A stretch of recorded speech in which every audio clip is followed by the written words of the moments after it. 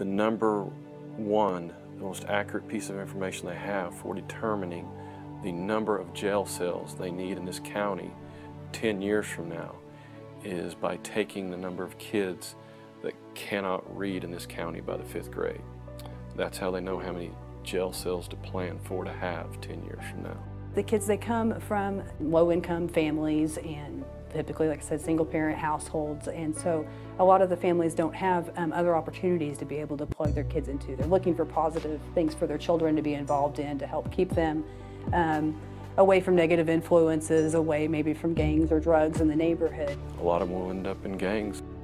They're going to go to one of those activities. They're going to be towards the drugs and the gangs and the violence and those type of things, where they're going to be more into activities, whether sports, arts, anything. A number of the kids do come from homes where there's not a father present, so it's really important for those kids, especially those boys, to be able to have somebody to be with them and to spend some time with them and to care about them and to be just a positive male role model. I used to get into a lot of fights and stuff, and then I got in this program and then it started helping me.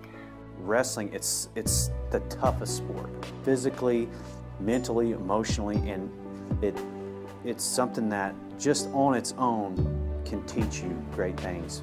And plus it's a lot of fun.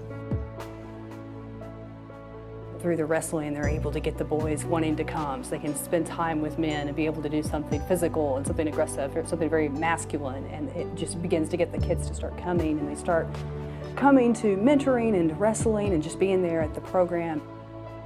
That's one of the main things we're trying to do, is help teach them how to have good actions, how to act towards others, how to treat other people. Basically, we start out in the wrestling program, the main thing I want them to learn how to do is just listen. How to listen to instruction, how to sit still, listen, and take instruction. And that's the biggest goal, step one. Once we can really get some improvement there, they can really improve in all their other areas. It really helps them, once they learn to listen and behave better, that they just do better in all their areas, at church and their relationships and their athletics, any activity they're in.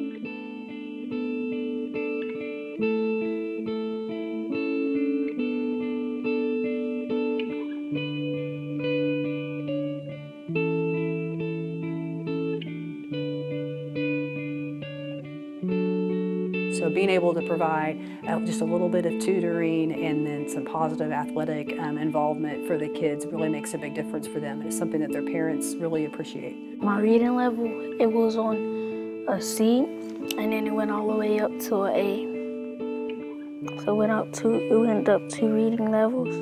Mondays is mentoring. So we feed them, we fellowship, just kind of hang out, and then we do 15 minutes of reading, 15 minutes of schoolwork, and then a fun activity.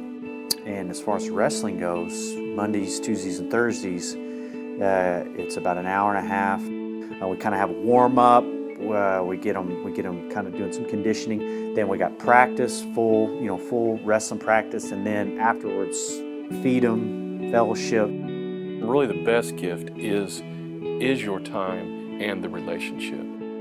There's thousands of children in the Oklahoma City area, and many of them that don't have the opportunity to get involved in a program, in an activity, in a sport.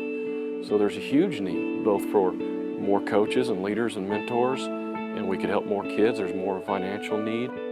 It's just changed me being able to get to know people from a variety of different circumstances and backgrounds, and made me more grateful for the things I had as a kid. I was blessed as a little kid to have a great family and a really good childhood. And a lot of these kids don't have that. And I've seen another side that, I didn't really know anything about. And that's really changed my heart.